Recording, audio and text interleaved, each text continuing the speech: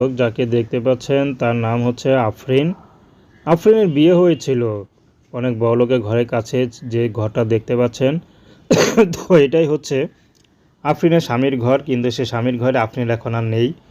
কারণ আফরিনের গর্ভে সন্তান থাকার পরেই আফরিনের স্বামী আফরিনকে রেখে চলে যায়।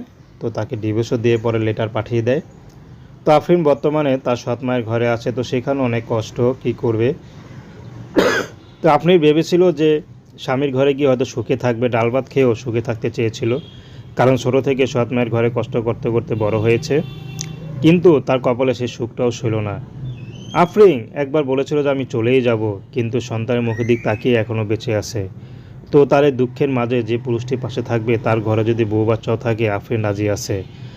তো আফরিন এর জন্য ইউটিউবে এসেছেন। তো দর্শক, এ ছিল আফরিনের জীবনের সংক্ষিপ্ত জীবন কাহিনী। তো প্রেম, ভালোবাসা, বিয়ে শাদী করা একান্ত আপনাদের ব্যক্তিগত ব্যাপার। আসসালামু আলাইকুম। আর